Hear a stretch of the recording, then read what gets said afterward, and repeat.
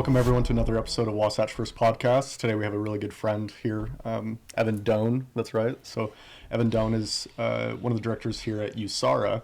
We're going to let him explain a little more of what USARA is and their advocacy that they have in the substance abuse realm, as well as the problems that we have in the chronic homelessness community as well. So I have my co-host here, Dalton Granger with Morph Marketing. And then we have the guy behind the camera as well.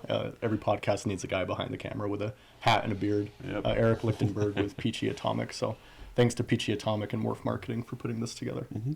Yeah, definitely. Always love to be here. It's fun. It's great. We're excited. So, yeah, Evan, thanks for taking the time out of your really busy schedule as of right now, because I know you've got a lot going on, coming up really fast. Yes. So thanks for coming on. Just Absolutely. Appreciate it. And so, yeah, we've done a bit of introductions. I've met you once before about USARA, but if you want to just kind of explain to everyone, but as well as me, because I'm still learning about what it is, what it stands for, and what it does. Sure. Yeah. Yeah. So, as you said, my name's Evan Doan. Yep. I am a person in long-term recovery myself. I am the associate director at the Utah Support Advocates for Recovery Awareness. Acronyms. I love it. Yeah, the acronyms a lot easier to say. Right, so USARA is healthcare, substance abuse, acronyms. Right, we know our ABCs in that community. Yeah. But you can say USARA, USARA. People say both. Yeah. But yeah, so our mission is to connect and inspire communities to advocate for addiction recovery, and we envision a Utah where recovery community and connection are seen as the most important aspects for people to recover from addiction. So we are a nonprofit recovery community organization, and so everyone that works for us is a person with their own lived experience in recovery, either as a person in recovery themselves or a family member, and so we all use our lived experience to help other people kind of find their way. We're not clinical by our nature, so we don't provide treatment services, but a lot of our employees do have some sort of clinical background or licensure, but we really focus on that lived experience piece to do what we do. Right, and I think that connection is a lot easier to make when you know the pain itself. Exactly. You know that hardship, and because I've been lucky not to deal with that, so it's like there are people like me that I know it's a hard thing, I know it's a big pain, but I don't truly know what it is to go through that. Sure. Whereas some, like you're saying, a lot of people that do it makes a big difference, I assume. Right, exactly. And I think that, just instilling a little bit of hope up front, is really what people connect to, is that like, oh, you did this, and so maybe I can do it too, know? And that's, I think, where we really want to help people find that, just that little piece of hope to help them get them started on their journey. We support people in multiple pathways of recovery. We don't endorse any one way of getting better as like the way to do it. Steps they have to hit every time. Exactly. I mean, some people use like 12-step programs. Some people do smart recovery or recovery dharma, which is like a more Buddhist-inspired method.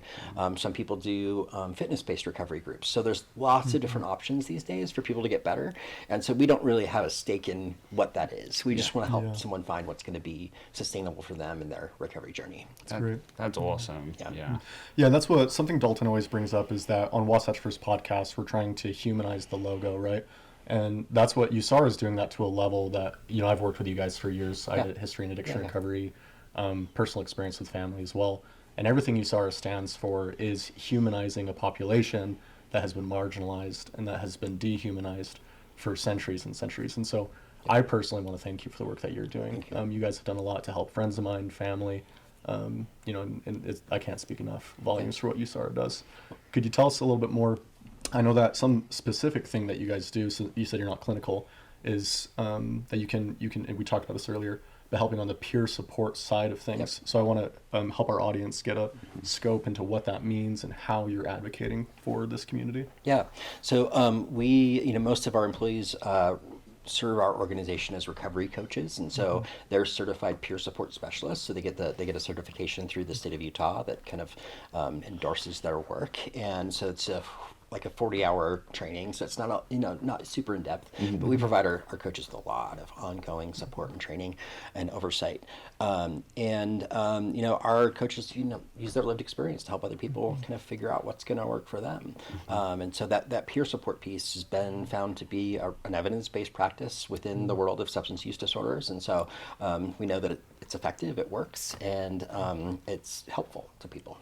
Yeah, I saw that. So when my time working in addiction recovery, and I listened to another podcast you were on, where you were talking about how the peer support specialist certification, what USARA can do in this community, is you're championing the individuals who are going through this lived experience and championing them to be the leaders of tomorrow in that community. Yep. Which I think, for so many of us walking down the street in a non-lived experience in the recovery community, substance community, they don't, it may be hard to see that, right? And so you guys are championing people that, otherwise others may have given up on, right? Definitely. Yeah. You mentioned some of like the marginalization that that people with substance use disorders face, and that's really what got me involved in this work was, I'd mostly worked in a background of social justice advocacy work, and when I first met USARA's executive director, Mary Jo McMillan, I've heard of Mary Jo. She's great. Hope Yes. in a bottle. Right, for sure. And so, but she, really pitched it to me, the work that we do as, an issue of social justice, and like it really connected for me, and that's why I wanted to get involved. And so I started here as a volunteer and volunteered here for 2 years before I was hired here, and then eventually was hired in 2017, and then it's just been And now unfolding. suddenly Yeah. So before this, we were backstage and we were talking a little bit, Evan and I, and he described himself as an introvert, and yet somehow you've now found yourself in, say your title again? Associate director, yeah. Of just the whole The whole thing. Yeah. The whole thing. We have the whole thing, pictures of Evan where he's literally getting in front of legislator, and you're up on the Capitol and you're speaking in large groups of people, right? So, Definitely. So much for being an introvert. Right. Yeah, I mean, I think that what I've discovered about myself is that like I certainly can do these kinds of things. It does not come natural to me, and so oftentimes it feels like maybe I'm acting a little bit, like I'm pretending to be a person that does this kind of thing. And then when I'm done, I'm like, I need My space. my Get out of here. my recharge time, my social battery's tapped. So yeah. I understand. I've seen those pictures of you out, you're talking in front of many important people and really trying to make a change in the state, but also eventually, the whole country is needing more of this. Definitely, right? And right. so that's got to be obviously quite nerve-wracking. Like I'm not a big public speaker either, but yet alone, like in front of some big names and really but obviously you're so passionate about it to the point where you're willing to do that and really push for hopefully the change that comes into it. So USARA has been around you've been around in USARA since 2017, 15 since you were there, but how long has it been around before that as well? Because I know it's grown quite a bit, and I'd like to touch base on that eventually, but Definitely. how long has it been around, and how did it start itself? Yeah, the organization was actually established in 2006, so been around for a minute. Well, quite a bit. It was originally kind of conceptualized as an advocacy group and just an advocacy group. So, there was some people from the state of Utah that had expressed an interest in having an advocacy group started like this, and so they convened a group of people from the recovery community to say, why don't we get something going here? And the whole idea was, we borrow this phrase from the disability rights movement that's nothing about us without us, right? So, like if you're going to be having conversations about people like me, a person like me should be at the table, right? But we have a really long history of making choices about groups of people in this country without their involvement, right? And that does not usually go very well for those groups of people, right? That's how we end up with things like institutions where people are kind of stacked up and not getting the help they need. They're just kind of pushed away, right? And so really to involve the people who have been directly impacted, I think is very important. And that's a role I take very seriously too when I'm engaging in those conversations up at the Capitol, is that I want to make sure that I'm representing the voice of all people in recovery, not just like my personal opinion, right? Like it's what is going to benefit recovery more broadly.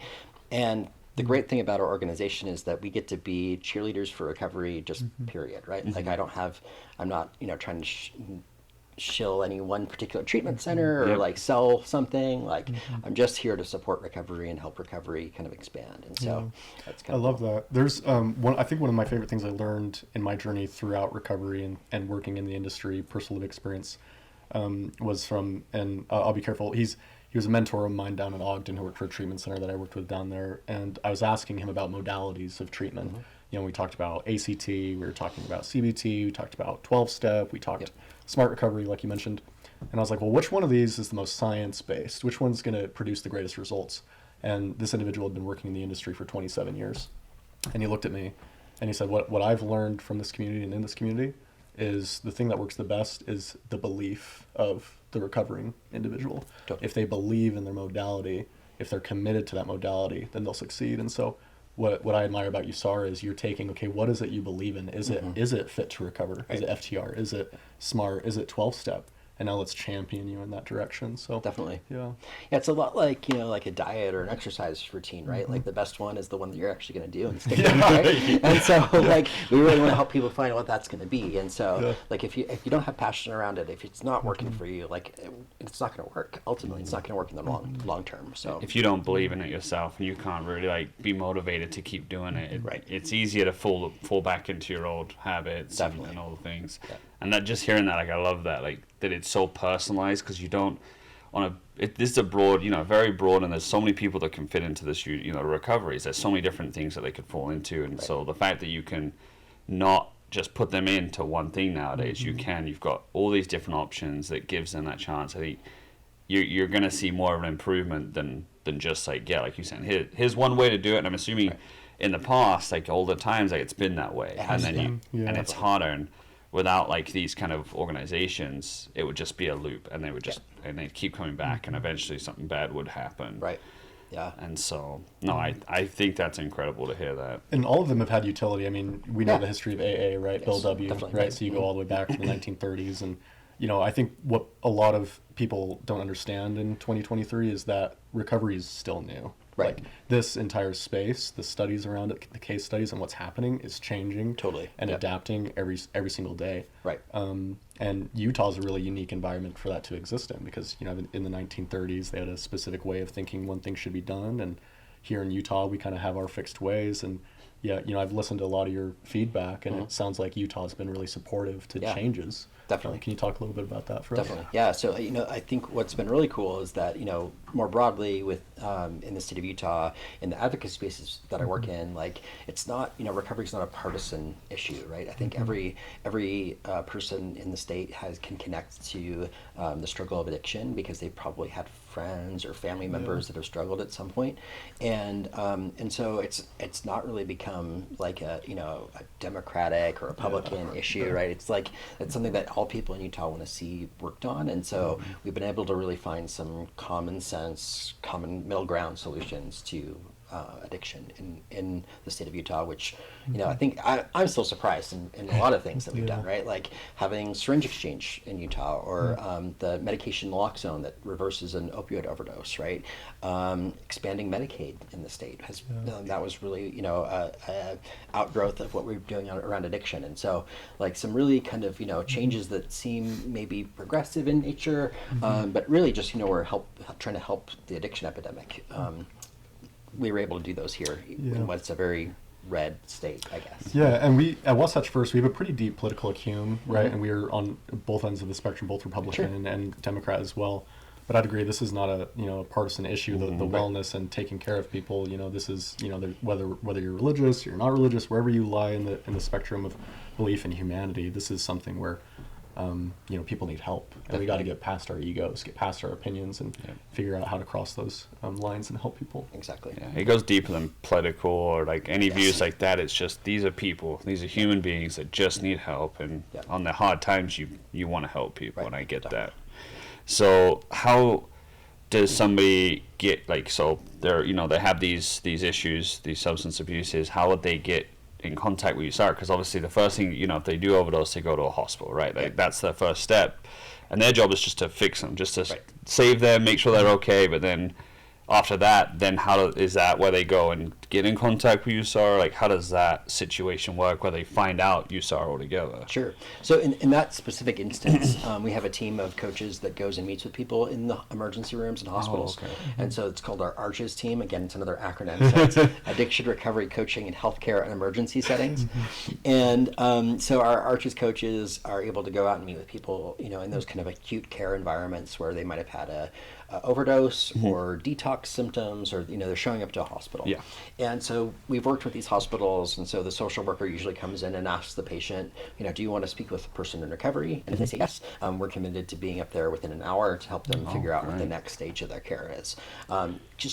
Because of what you're saying, the hospital's really focused on fixing the immediate problem, right? Like they want to, figure out the physical problem. Yes. We're more concerned about what comes next. And so we're really there to help them figure out what's going to be the next step in their journey. If that's like maybe detox for some folks, could be treatment, could be neither of those things. It's really directed by the individual themselves, right?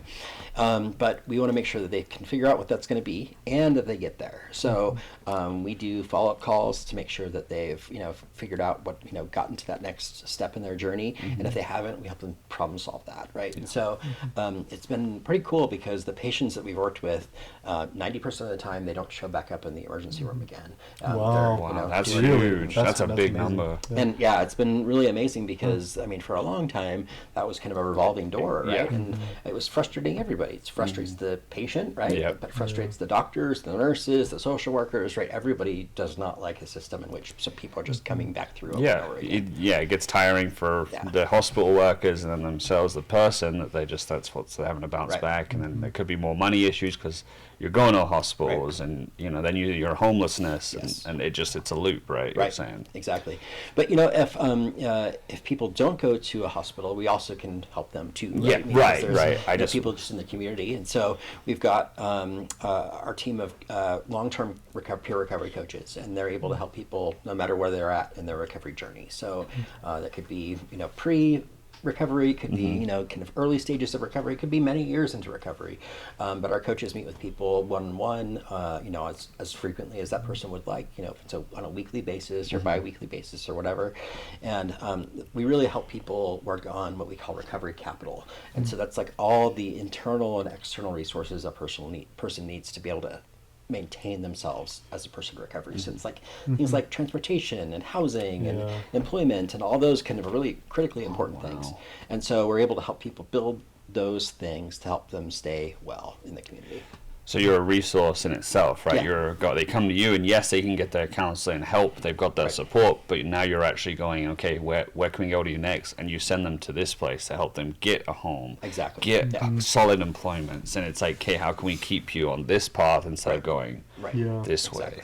Yeah. And I think one of the greatest difficulties in this community, and you can agree, if you agree, let me know, is coordination of care. For sure. And, my time working in addiction recovery, there was just burnout and turnover all over the place between the LPNs, the RNs, the LCSW, CMHCs, just everybody's caseloads were just insane. Yeah, exactly. Totally insane. And so USARA exists as this epicenter that can help alleviate some of those issues that happen, whether that's, call volume and acting as a buffer for people, or whether that's connecting individuals to resources for aftercare as well.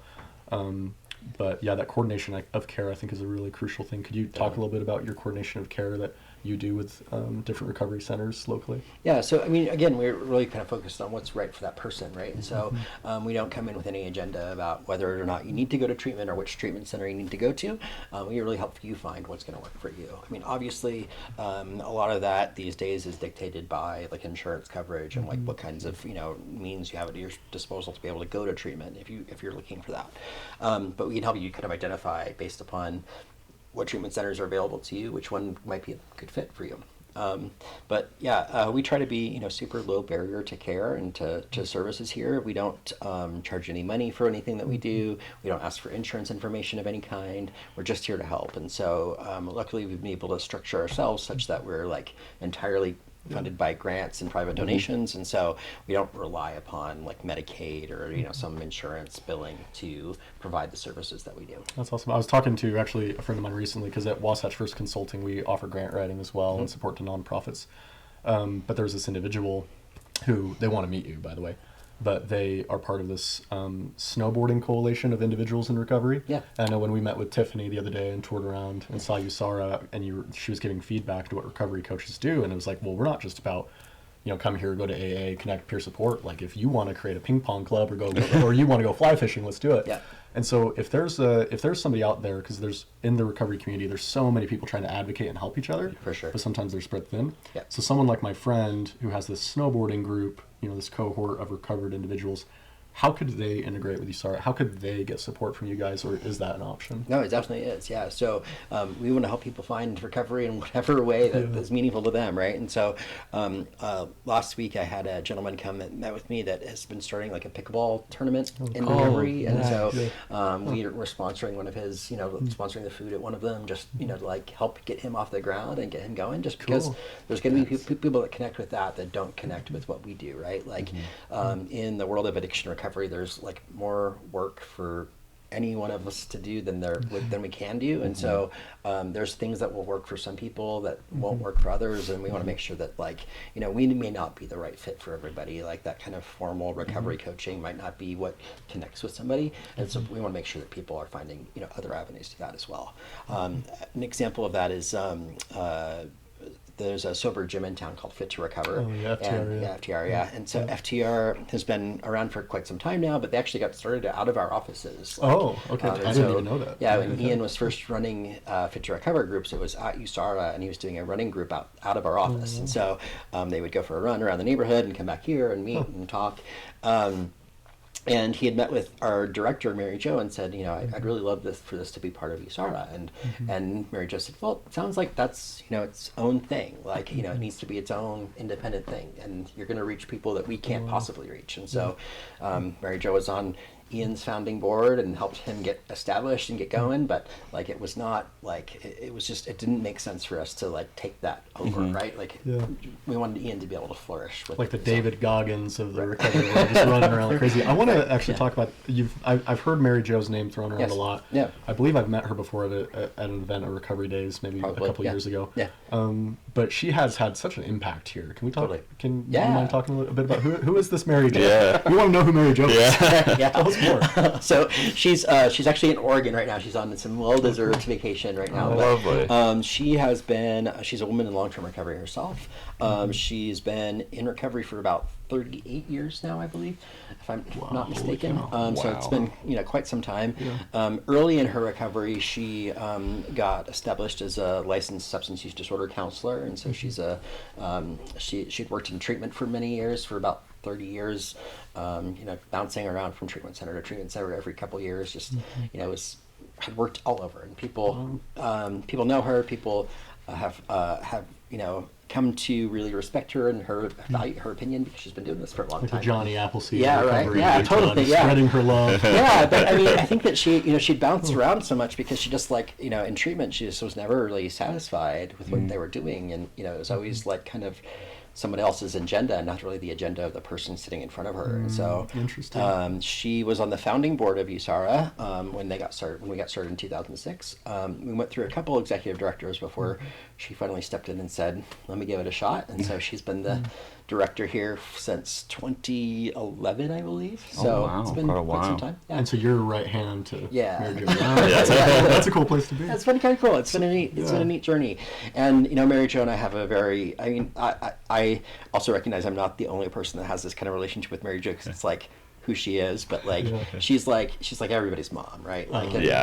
And she I have a very special relationship with her. She's like one of my dearest friends, and so it's been a good journey to be here with her and doing this work with her. And I love that, because that's, I feel like I kind of got adopted into that community back in, it was 2019, 2020.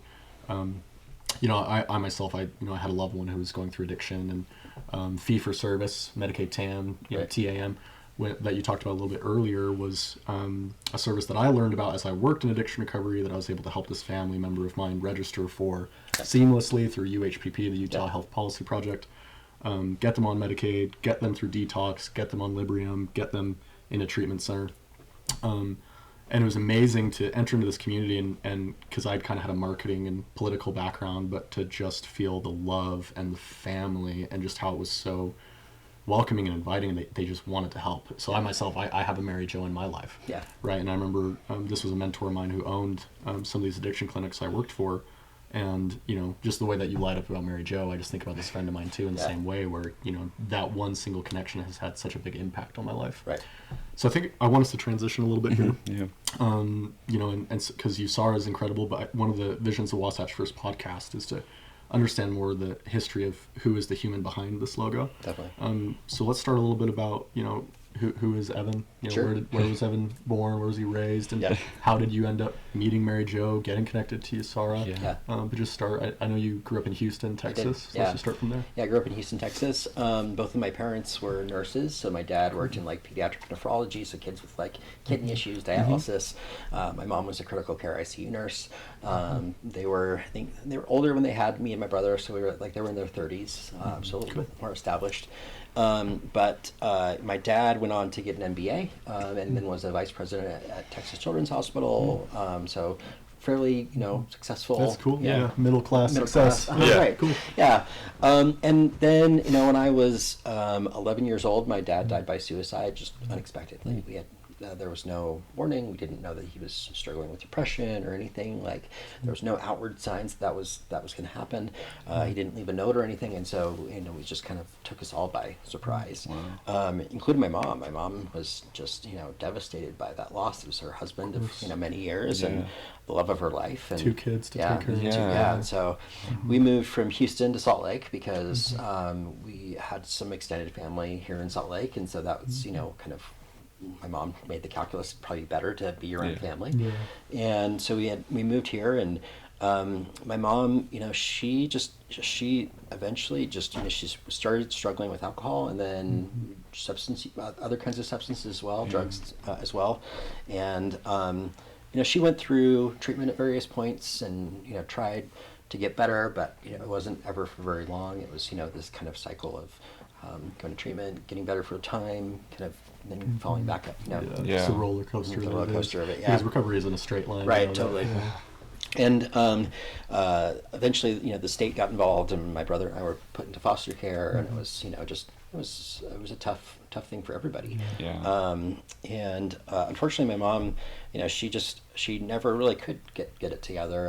And I think they're just, I think about that and how we often say that, like, people need to want it enough, but like, I truly believe that I've never met somebody who didn't want recovery, right? Like, everyone wants to live. Right, everyone wants to live. Right? Everyone wants to get better, right? And so I think that oftentimes we just don't have the right solution for that person, and so I don't know that we've had the right solution at that time for my mom. I don't know if we still might not, and so she continued to struggle throughout my 20s. When I was 27, she died suddenly in the middle of the night. She went to sleep, had a fatal cardiac arrhythmia in the middle of the night, and didn't wake up. And so, but that actually ended up being a big wake-up call for me in my life. I had kind of started down that road of substance use myself, and things, had gotten pretty bad for me, but I, continued to drink and use, and that, I don't know if my mom hadn't died that way, I don't know if I would have ever woken up to what I was doing to myself. And so, in some respects, like, her death was kind of what got me to kind of look at. I completely understand. Yeah, we were talking a little bit earlier. This is a shared experience we have. It was for me as well. 27 years old is when my mother had passed away, and it was substance abuse related, but more of there had been so much harm that had happened to her over the years. She was, by the time she did pass away, she was recovered. She was, living on her own, taking care of herself. It was good, but it was still, when you do enough damage, it just is what it is, right? And those things can be a shock. And, I'm sure you've heard this before, but this is another thing I love about the recovery community is we're kind of, a lot of times we have these histories and these backgrounds, and we're trying to finish the stories that our parents or lost loved ones left behind. Totally. And that was definitely me. And so I relate a lot in that space of wanting to finish that story, but it becoming a wake-up call to give back and to be called to action and to make some changes that are impactful. So if we can't change the suffering that people are facing in this country, but we can certainly become part of the solution or part of the advocacy to make sure that they transition out of that. So exactly. So this is what I'm grateful for about meeting people like yourself, is that in recovery, there's you feel so isolated as a kid, like no one knows, no one understands. Right. Well, that's not true. Millions of us. Lots of people. Millions of us. And so we got to come together and band on this. Yeah. And, my involvement as a recovery advocate, it's less about me and more about people like my mom, or now that I've been in this community for a while, I cannot tell you how many people I've lost friends, colleagues, people that have died from their substance use. And for me, like my involvement in this work is about them, and so I keep that very close to my heart. That like it's not about me personally. It's about like the people that are still struggling, and how do we make better systems for them? How do we help kind of expand recovery so that more people can access it and feel comfortable there? So, yeah. Can you talk a little bit about, and then we'll get back to the story, but I want to have you talk a little bit about harm reduction as well. Sure. I think that kind of fits what we're talking about here. So, Right. Can you just talk on that subject? Yeah, so harm reduction is kind of the idea that with any behavior or any kind of thing that we do, there are certain kinds of risks involved, and harm reduction is reducing those risks without necessarily abstaining from the behavior. And so most of us are kind of familiar with harm reduction through a few ways. One, if you're in a car, driving a car, we all wear seatbelts, right? And so, actually, when seatbelts were first introduced, they were actually really controversial. Like people didn't want to use them, right? Stealing our freedom. Yeah, no, it was a thing. They were, yeah. It was a thing, but now we don't even think about it, right? It's like just what we do. Yeah. But so there, similarly, harm reduction principles have been applied to other kinds of things, like sexual behavior, right? So if you're going to have sex, people use condoms. That helps reduce some of the harms that are involved with sexual behavior. Similarly, there's things that we can do when people are using substances to help keep them safer, and so that's things like using a clean syringe every time, making sure that people aren't using by themselves, that naloxone is available, that if someone overdoses they call 911. Those kinds of things are really important to make sure that people are kept alive during their substance use, because what we know is that if someone dies as a result of their substance use, they're never going to get better, right? And so we really need to make sure that we're offering that opportunity to as many people as possible. Yeah, and in the harm reduction realm, I mean, I know that the work that you guys were doing with Narcan, I looked at a statistic, there was something like 9,000 lives were saved because of the availability of Narcan. And I think a lot of our audience they're not going to be aware of what Narcan is, what that is. There can still be a black and white stigma of like, cold turkey, why don't you just quit, why don't you just get over it, right? Sure. But change, as all of us know, is a process, and it takes time. But could you explain to the audience what Narcan is? Yeah, so Narcan is more like the generic name is naloxone, right? And so the only thing that medication does is reverse an opioid overdose. And so if you give it to somebody who's not experiencing an overdose, it does nothing to them. It doesn't get people high. It doesn't do anything, fun. It just reverses an overdose, right? So if you're using Narcan, you were not having a good time. No, right. Yeah. And but it's like miraculous, right? Someone can be there not breathing, and you administer this medication. It's either like a nasal spray or an injection, and then they wake up and they're breathing again.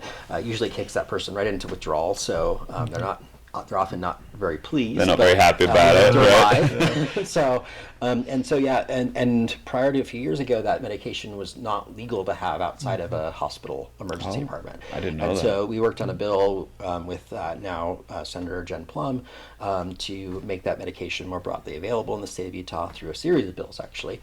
And in the time that it's been broadly available to anyone in the state of Utah, you're right, 9,000 people have been just the reported saved. Right. Incredible. So I mean, it's 9,000 people that would have been dead had these laws not passed, right? Yeah. And so when I think about advocacy work, I know that sometimes it can feel stuffy and it can feel boring, maybe, and we're doing things up at the legislature and people don't understand that. But like when it comes down to like those kinds of changes, it makes real meaningful change in the lives of everyday Utahns. That's amazing. We love that. And one of those 9,000 lives could come in to USARA any day, become a peer support specialist, make their way to the U or SLIC or whatever, get a SUDC, substance abuse, and work their way to become a champion in this sphere, which we need. So that's amazing you guys did that. Yeah, and I like this last weekend I went and celebrated a friend's 6th recovery anniversary, so 6 cool. years. Oh, nice. And, Happy birthday. So we went and we floated down the Weber River with her, and it was fun. But she was actually she was a person that was resuscitated with naloxone at one point, and then was caught up in the Operation Rio Grande diversion effort down at when the shelter was down in Rio Grande, and so she was arrested at that point and was given the opportunity to either go to jail or go to treatment. She chose treatment, and good. Right, and now she's doing well. I mean, now she just got her substance use disorder counselor license. She's in school for social work at the U. She's just you know an amazing person that like I cannot imagine not having as part of this community, right? And it's because of things like naloxone and because of you know diversion efforts to get people well that she is able to be here. And I want us to come back to your story, but I'm sorry, I can't emphasize this enough. And so this is how I feel in this industry. It's so incredible the amount of people that I've met, and I'm going to name some names. I mean, the Joel Johnsons, the Amy Dryskulls, you know, the Rick Vissers, the Ryan Craner. Like these are individuals I've met throughout the years who, you know, 100 years ago would be dead, right? You know, or wouldn't have a shot, wouldn't have a chance. And we live in this society that's so like, you know, black and white. You graduate high school when you're 18, you go to college, you finish when you're 21, you have a good time, you get married, you have kids, yada yada. And I see people in this community who are returning back to school in their 30s after battling so difficult with so much difficulty through this experience, right? And now they're some of the most productive and just absolute champions of people that I've met. Yeah.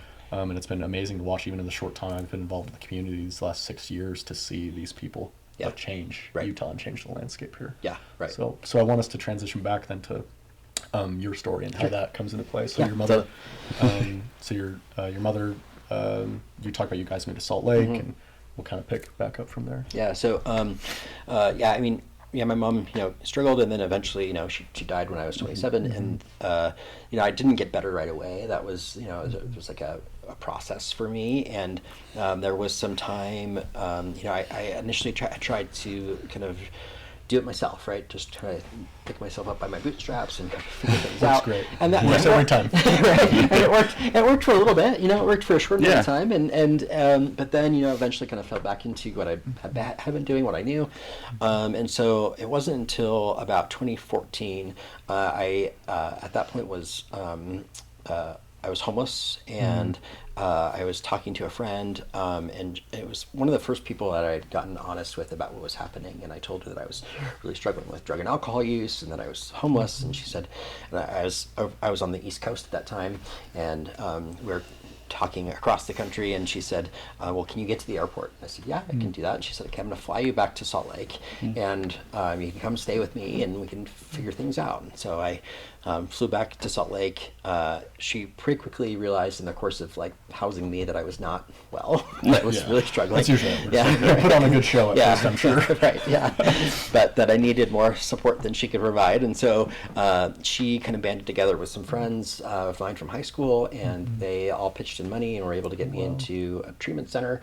And so I was able to go to treatment for the first time in 2014. And that was like a life-changing experience, because that's where I really started to get the support and therapy that I needed to get better and to stay better.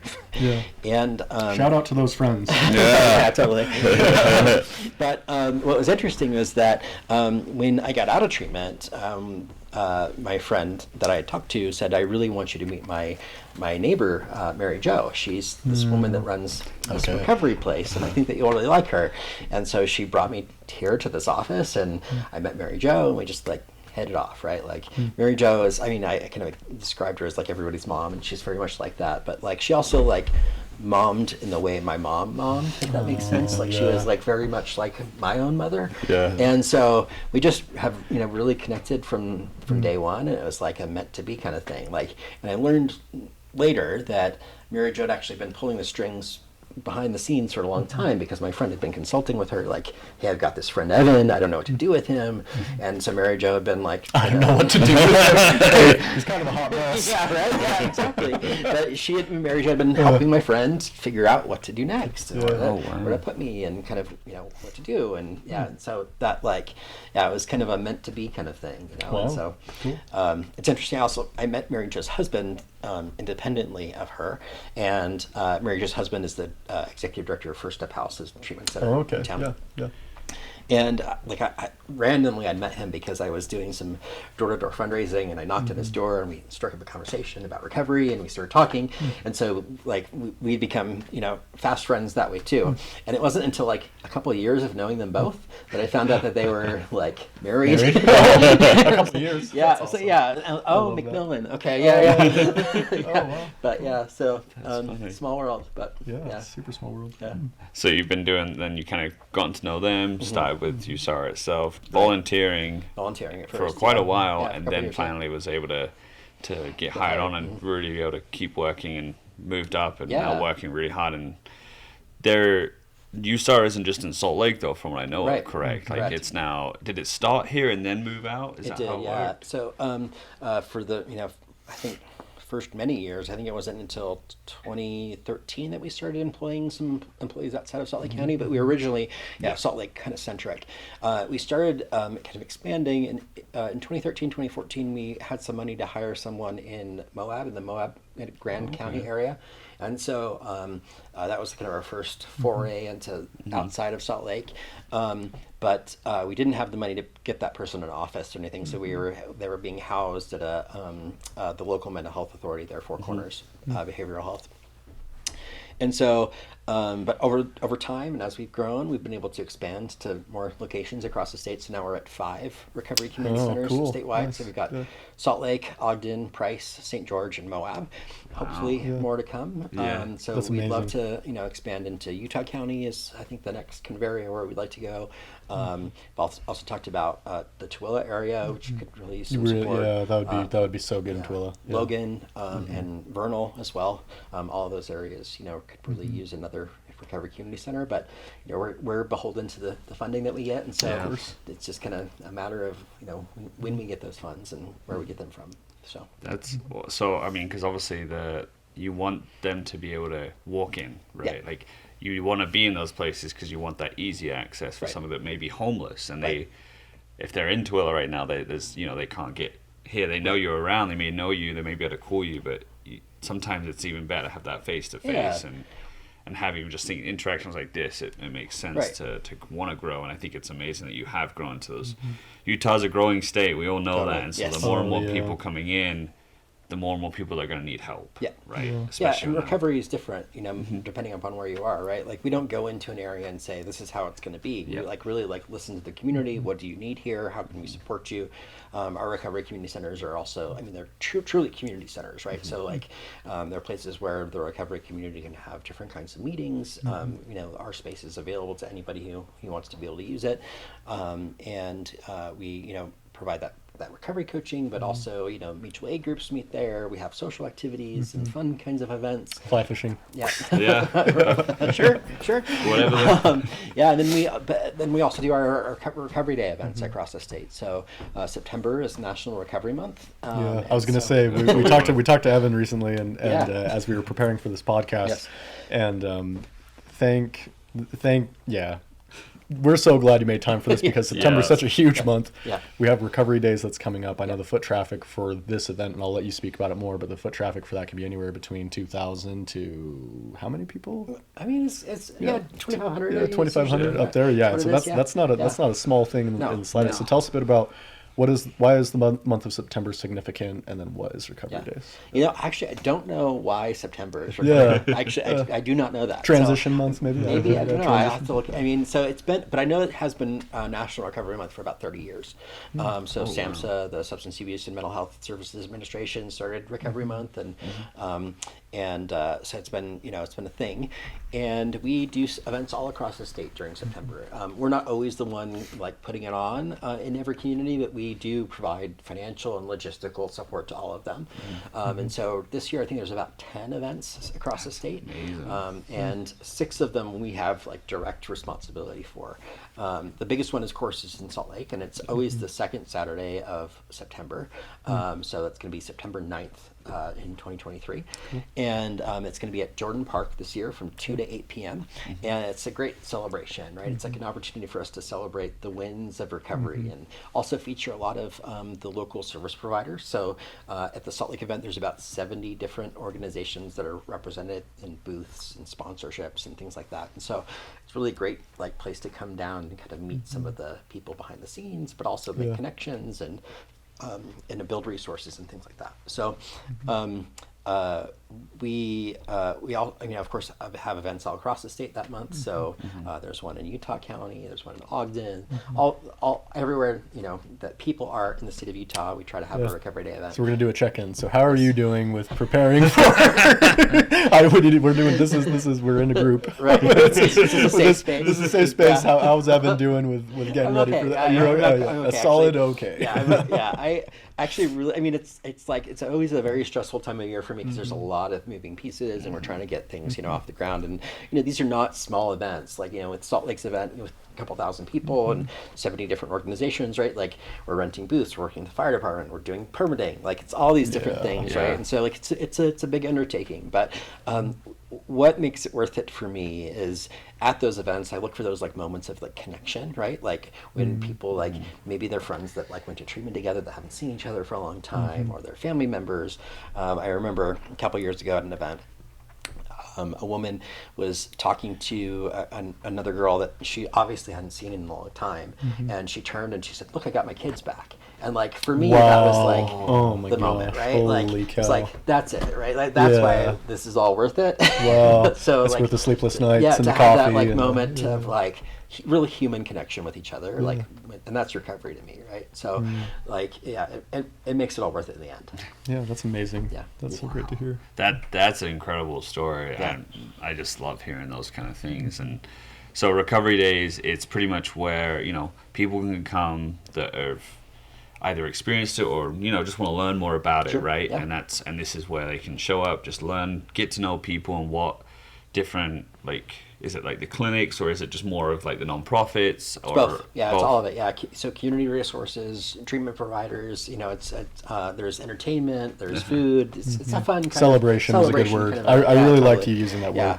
And here in Salt Lake, I mean, we all love our farmers markets. We all love our expos. Oh yeah. We got FitCon, we got FanX, we have all these things. Recovery Days is worth it. Yes. It really, it's totally, and you meet the biggest personalities on the planet. Oh, If you think Comic-Con has big personalities, you need to come to Recovery Days. But yeah, you can find all of the events at recoveryday.org. So that's Okay, we've got a website for all the events in Utah, and so they're all listed there. Recoveryday.org. Awesome. Good. And I know that you, Wasatch First Consulting is looking to be a vendor there at that event. And so if people want to be vendors, they can go to Recoveryday.org. recoveryday.org. How long do they have to do that? Like, is it a week before, then you're like, hey, we're too busy? Or We go right up until the very end, but the problem usually for the Salt Lake event, at least, is that we usually sell out of available booth space about a week before the event. So really encourage people to get on there now and sign up as soon as they can. We will issue this out ASAP. Yeah, we're gonna get on. Yeah, we got to get on this. We got our guy with the baseball cap turned backwards with the headset and the beard. I'm gonna help. Dalton's gonna help. We're gonna get this out. So that's okay. And so like the fact is, you are selling out consistently. So Yeah. there's always like, this isn't a, hey, we don't know if there's always going to be people there. There's always going to be something going on. And who doesn't love a good food truck at an event, meeting people? Yeah, this is actually the 20th year for Salt Lake's event. So really? Salt Lake's event has been I have a friend who, and just so people are aware as well, I mean, so I have a friend who owns a fitness and lifestyle and wellness company, and that's a massive part of the recovery community. It's such a dynamic community. You can talk mental health, you can talk finances, wellness, criminal justice, law, like so many things. And so regardless, I know there's all kinds of vendors you guys would be interested in. Definitely. Right? Could you tell us just more specifically so they know, like, what types of vendors are you hoping to have at this event? Yeah, so I mean, there's treatment providers, of course. All the major treatment providers are there, but also the community groups like Fit to Recover, Warrior Strength, those kinds of fitness groups. There's there are even people selling T-shirts and jewelry, right? Like it's kind of like a festival, like any other festival. And so, like any other community events, all the community providers are there. Cool. It just bringing the community together. That's right. And just over this whole conversation with you two, just talking about it, it's like this problem that the world has, people in Utah have, is the substance abuse, but it's feeling alone. Right. It sounds like you just like with you've had people that reached out to you and helped, and that's what got you here, and that's what you're just trying to do with everyone else. Because sometimes, I mean, I think we talked about this too, the hardest word for someone to say is help sometimes. Right, totally. Like, how do I, especially, you know, take that pride and say, like, I can do it, and then you just keep failing yourself, and it's like reaching out for help. And so that's what you're trying to do, is get to them and say it's okay to ask for help. And we want to help you. It's not like we feel like we have to help you because you're my family member, or you know, it's we have no relation to you, but we just care about you as a person. And that's the biggest thing I'm seeing in this whole conversation, is just the community is the biggest thing to help somebody through it, because it's so hard to do it alone. Definitely. Right. Yep. Our theme for Recovery Month in Utah this year is recovery is not rare, and recovery is not random, right? So like we know that people can and do recover from addiction as long as they have the support and resources they need to do that. You know, what you're saying kind of reminds me of this TED Talk that happened a few years ago. There was Johan Hari, who's a journalist, did this TED Talk where he says, you know, the opposite of addiction isn't sobriety, the opposite of addiction is connection, right? And because I love that. And it's so true, right? Like because like addiction just thrives in isolation when people are alone. But you know, it's recovery is all about connecting to other people and finding that community. Breaking free from shame. Right. Yeah. Exactly. Absolutely. Dang. Yeah. That incredible quote. Like that just hits home really well. And so Recovery Days is a big thing coming up, and you're consistently planning on that, and that's all throughout the month, you said, right? So it's all throughout the month. Like obviously you got Salt Lake, and then you got Ogden ones, and then you got all this, and so and it's so big that now I don't even make it to all of them, unfortunately. But they're But you still get a stress about every single do, one. right? I do, at least a little bit. And so if somebody wants to reach out and help you, sorry, because obviously you've got like sometimes it may not be you that's the one that's suffering, like your son, your daughter, your family members, your friends, and so. You know, sometimes it may be you're trying to reach out, like, I'm a father and I want to help my kids that are struggling. Like, they can reach out to you, correct? 100%.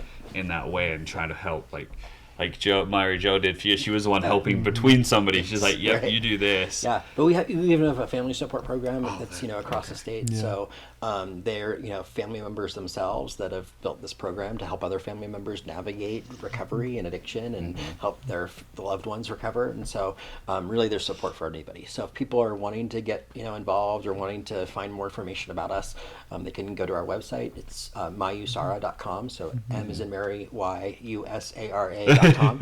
And or they can give us a call. It's 385-210-0320. So 385-210-0320. You can tell Evan's seasoned in this. Yeah, he's been on here before, which makes us lucky. Yeah. And I come from that background as well, where a lot of my initial introduction to this community was through Al-Anon, right? So family support systems. So for those individuals that want to get involved, but you know, I think sometimes we can feel like maybe it's not our place to get involved. Could you speak more to that end? Because you were the family member first before you were the recovered individual, right? So can you speak a little bit to that end as well? Yeah, our family support program is really designed to help loved ones kind of like reduce their substance misuse, right? And help them find and sustain recovery, right? So it's not about like shaming that person or isolating that person any further. It's really about getting that person connected to supports that's going to make them better. And so our family support program is really centered around like so that when that person wants to get help or they want to get better, you're seen as a resource to help them do that, right? You're not like cutting them off or telling them, you know, like it's you can be, and that's true of anybody, right? Anybody can be a resource for another person to get better and to find help and support. And so, you know, you want to be prepared. I mean, we've all, I think, had that moment where friends have asked us for help and maybe we don't feel like we know or we don't, and so this is one way to kind of get an understanding of how to help that person when they need. And those resources as well, if you're a family member, just personally what I would say, and I don't say this is clinical advice at all, but I'd say it's knowing the resources and knowing your boundaries as well. Knowing resources, knowing boundaries, absolutely, and being a funnel being a funnel. One of my mentors mentioned or described it as being a funnel of influence for that which is good into recovery. Exactly. And so because we talked about how, like, you know, the word enabling gets used a lot when we're talking about family members. We can also enable people's good behavior, right? Not just their negative behavior. We can also enable people to do well. And so I think that's really, you know, what we can do as people.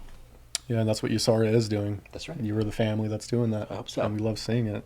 That's awesome. Yeah, and I think that sometimes you can, that like family members can be the ones that want to help, but you also could be having the issues of family members that are like, stop trying to do this. Stop, you know, there's always that you love family and you hate family sometimes. You know what I mean? You can love them, you don't have to like them sometimes. Right, yeah, totally. And they can be the hardest ones to actually hear from. So if they just go to you, it kind of creates that extra help that isn't that, so they're not too close to the situation. You know it and you can help them, but you're not like, as a family member in that situation trying to push it. So I'm glad to learn about that, because I know a lot of people might be in those kind of situations where they see their loved ones hurting and how do I help them. So I like to ask how you guys see success, but I think I can already, talking to you, it's hearing those stories. I think that's the biggest success. It sounds like for you, I would assume, right? I love it. What do you see as success? Is it those stories often? Is it like the day-to-day? Like when you see your job and what you do, obviously you love it, and I can tell the passion coming from you. Like when you think of a day-to-day, like what is your biggest success that you go home and just think, yes? Yeah.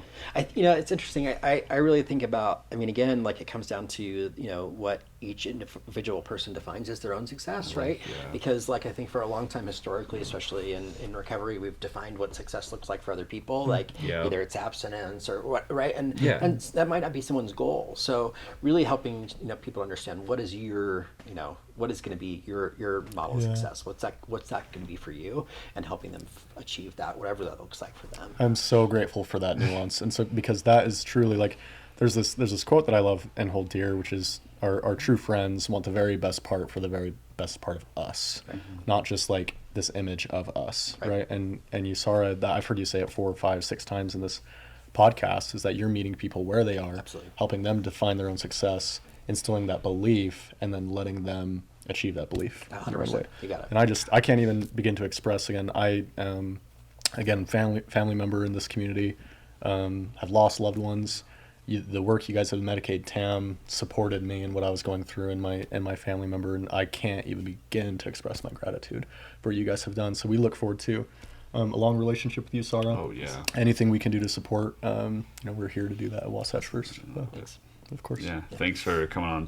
Good luck with the rest of your week and how busy you're gonna be and stuff. But just learning about it is great for me, and I think it's going to be great for anyone else that sees this, because there are a lot of people that don't know this stuff and don't see it enough to where it just kind of gets put, like, we know what happens, everyone knows, but they don't really know what happens. Like they see homeless people and they think, but they don't know, like, there's a story there, there's a person there, and there's a human. All I keep getting from this is that the personalization of this is bigger than anything else, because you don't want to be a number. Right. And that's what happens a lot of places. You get put in those numbers. And the fact is, I love hearing that there's people. That's Joe. Right. That's James. Right. That's Jill. Like, this is their story. Yeah. And I think that's the biggest thing to get behind it, is if there is someone struggling, know that you're not just a number. You are a person, and there's a story there. And there's a success story to come out of it. Whatever and what I like, you keep saying, is, what is your success story out of this? Yeah. Not, this is where you've got to get to. What's your success story? Do you want to do this? And I'm just mind blown. You're not a badge of honor that, I'm going to fix you, and then you'll be my badge of honor to hold up to everybody. Look at this family member I fixed. Look at this person. So call to action, anybody watching this, donate to USARA. Yes. Support them. Do everything that you can. Connect with our friend Evan. Connect to Mary Jo. Connect to whoever you need to. Shout out to Teresa as well for setting all this up. She's been great. Is there anybody who you want, before we sign off, anyone you want to thank or give a shout out to before we do? Thanks to the two of you for being here and doing this. I really appreciate your time. Yeah. Cool. Thank you. Thank you. Well, thanks, and we'll see you guys later. Cheers. Thanks.